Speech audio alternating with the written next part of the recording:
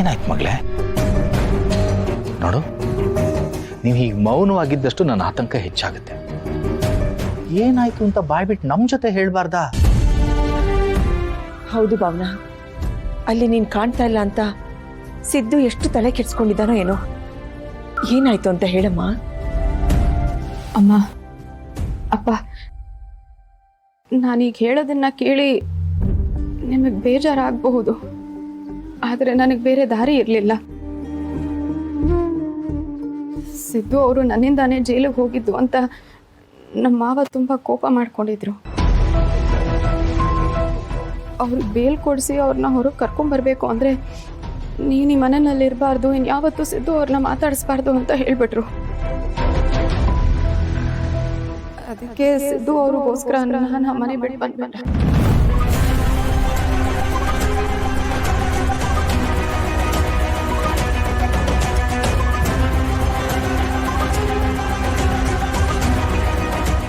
ಎಂತ ಕೆಲಸ ಮಾಡ್ತೀನಿ ಮಗಳೇ? ಅಲ್ಲಮ್ಮ, ಇದ್ರಲ್ಲಿ ನಿಂದೇನು ತಪ್ಪಿದೆ? ನೀನು ಮಾಡದಿರೋ ತಪ್ಪಿಗೆ ಯಾತಕ್ಕೆ ಶಿಕ್ಷೆ ಅನುಭವಿಸ್ಬೇಕು? ನೀನು ದುಡುಕ್ಬಿಟ್ಟೆ ಮಗಳೇ, ನೀನು ಮಾಡಿ ಸರಿಯಲ್ಲ. ಹೌದು ಭಾವನಾ, ನೋಡು, ನಾವು ಬಂದು ನಿಮ್ಮ ಮಾವನ ಹತ್ರ ಮಾತಾಡ್ತೀವಿ, ನಿನ್ನ ಸಿದ್ದುನ ಸೇರಿಸ್ತೀವಿ. ನಡಿ ಹೋಗೋಣ. ಬೇಡಮ್ಮ, ನೋಡಿ, ಯಾರು ಏನು ಮಾತಾಡೋದು ಬೇಡ. ನಾನೀಗ ಏನು ಮಾಡಿದ್ದೀನೋ ಅದು ಸಿದ್ದು ಅವ್ರಿಗೆ ಒಳ್ಳೇದಾಗಬೇಕು ಅನ್ನೋ ಕಾರಣಕ್ಕೆ ಮಾತ್ರ. ಅವ್ರು ಚೆನ್ನಾಗಿದ್ರೆ ನನಗೆ ಅಷ್ಟೇ ಸಾಕು. ಅದು ಹಾಗಲ್ಲಮ್ಮ. ಅಮ್ಮ, ಪ್ಲೀಸ್, ನಾನು ಹೇಳೋದನ್ನ ದಯವಿಟ್ಟು ಅರ್ಥ ಮಾಡ್ಕೊ. ನೋಡು, ಸಿದ್ದು ಅವ್ರಿಗೆ ತಪ್ಪು ಮಾಡಿಲ್ಲ ಅಂತ ನನಗೆ ಅನ್ನಿಸ್ತಿದೆ. ಆದರೂ ನಿರಪರಾಧಿಯಾಗಿ ಅವ್ರು ಅಷ್ಟೆಲ್ಲ ಶಿಕ್ಷೆ ಅನುಭವಿಸ್ತಿರೋದು ನನ್ನಿಂದ ನೋಡೋಕ್ಕಾಗಲಿಲ್ಲ.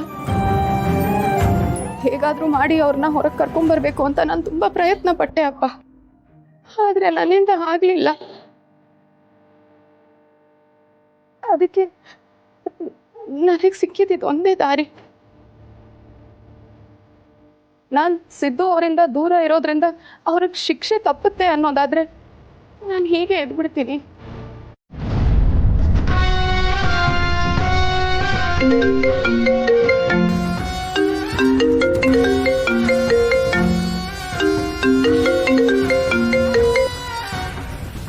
ಹಲೋ, ಏನು ಸರ್ ಯೋಚನೆ ಮಾಡ್ತಾ ಇದ್ರಿ? ನನಗೆ ಕಾರ್ ಯಾವ್ದು ಬುಕ್ ಮಾಡಲಿ ಅಂತನಾ? ಸರ್, ನಿಮಗೆ ನನ್ನ ಮೇಲೆ ಪ್ರೀತಿ ಇದೆ ಅಂತ ತುಂಬ ಚೆನ್ನಾಗಿ ಗೊತ್ತು ಸರ್. ಆ ಪ್ರೀತಿಗೋಸ್ಕರ ದೊಡ್ಡ ಕಾರ್ ಏನಾದ್ರು ಬುಕ್ ಮಾಡಿಬಿಟ್ರಾ ಸರ್? ನನಗೇನೋ ಒಂದು 10 ರಿಂದ 15 ಲಕ್ಷ ಕಾರ್ ಆದರೆ ಸಾಕು ಸರ್. ಹೈ, ನನ್ನ ತಾನೇ 10 ಲಕ್ಷ ಕೊಟ್ಟಿದ್ದೀನಿ. ಪದೇ ಪದೇ ದುಡ್ಡು ಕೊಡೋಕ್ಕೆ ನನಗೂ ಬೇಗ ಅರೇಂಜ್ ಮಾಡೋಕ್ಕಾಗಲ್ಲ. ಸ್ವಲ್ಪ ಟೈಮ್ ಕೊಡು. ಏನು ಸರ್, ನೀವು ಇನ್ನೂ ಟೈಮ್ ಕೇಳ್ತಾ ಇದ್ರೆ, ನೀವು ಕೊಡೋ ದುಡ್ಡಲ್ಲಿ ನಾನೇನಾದ್ರು ನನ್ನ ಹೆಂಡತಿ ಕಾರ್ ಕೊಡಿಸ್ಲಿಲ್ಲ ಅಂದರೆ ನಿಮಗೆ ಗೊತ್ತಲ್ಲ ಸರ್, ಹೆಂಡತಿರ ವಿಷಯ. ರಾತ್ರಿ ನನ್ನ ಹೆಂಡತಿ ಮನೆಗೆ ಸೇರಿಸಲ್ಲ ಸರ್.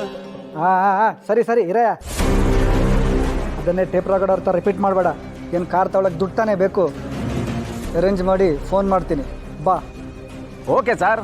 ಸರ್, ನಿಮ್ಮ ಫೋನ್ ಬರೋದನ್ನೇ ನಾನು ಕಾಯ್ತಾ ಇರ್ತೀನಿ. ಓಕೆ ಸರ್, ಬಾಯ್.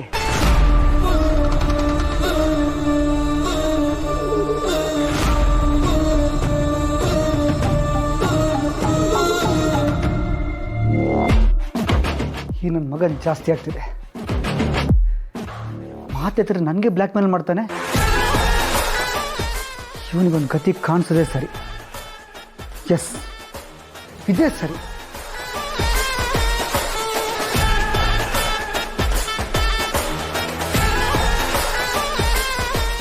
ಹಲೋ ಪಂಚಲಯ್ಯ, ನೋಡು, ನಾನು ಫೋಟೋ ಕಳಿಸ್ತೀನಿ.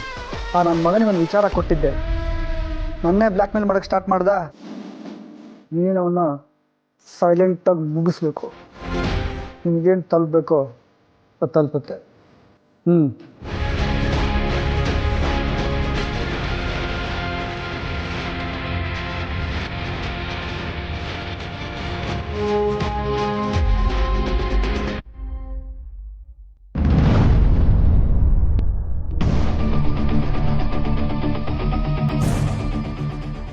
ರವಿ, ಯಾಕೆ ಒಂಥರ ಇದೆಯಾ?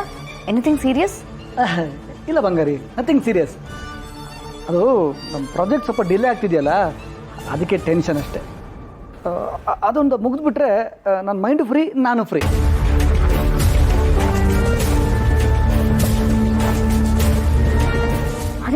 ಖುಷಿ ಪುಟ್ಟ, ಭಯ ಪಡ್ತಿದ್ಯಾ?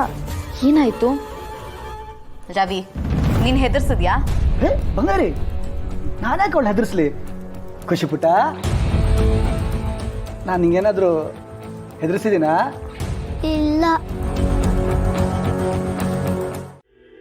ಯಾಕೆ ನನ್ನನ್ನು ಇಷ್ಟೆಲ್ಲ ಆವರಿಸ್ಕೊಂಡಿದ್ದೀರಾ ಸಿದ್ದು ಅವರೇ? ನಾನು ನಿಮ್ಮನ್ನು ಅದನ್ನೇ ಕೇಳಬೇಕು ಅಂತ ಬಂದೆ ಮೇಡಮ್ ಅವರೇ. ಯಾಕೆ ನನ್ನ ಇಷ್ಟು ಆಟ ಆಡಿಸಿದ್ದೀರಾ ಅಂತ. ಫೋನ್ ಮಾಡಿದ್ರೆ ಸ್ವಿಚ್ ಆಫ್ ಬರ್ತಿದೆ. ಯಾಕೆ ಮೇಡಮ್ ಅವರೇ, ಯಾಕೆ ಹಿಂಗೆ ಮಾಡ್ಬಿಟ್ರಿ? ಸಿದ್ದು ಅವರೇ, ನೀವು ನಿಜವಾಗ್ಲೂ ಬಂದ್ಬಿಟ್ರಾ? ಹೌದು ಮೇಡಮ್ ಅವರೇ, ನೀವು ಇಲ್ಲದೆ ತಲೆ ಕೆಟ್ಟೋಗಿ ಎಲ್ಲ ಕಡೆ ಹುಡುಕಾಡ್ತಾ ಒದ್ದಾಡ್ತಾ ಇಲ್ಲಿ ಗಂಟ ಬಂದಿದ್ದೀನಿ. ಅಳಿಯಂದ್ರೆ ಅಲ್ಲ ಸಿದ್ದು ಅವರೇ, ನೀವು ಯಾಕೆ ಇಲ್ಲಿಗೆ ಬಂದ್ರಿ? ನಿಮ್ಮನ್ನ ಯಾರು ಬರಕ್ಕೆ ಹೇಳಿದ್ರು? ಭಾವನಾ, ನಾನೇ ಸಿದ್ದುನ್ ಕರ್ಕೊಂಬಂದಿದ್ದು.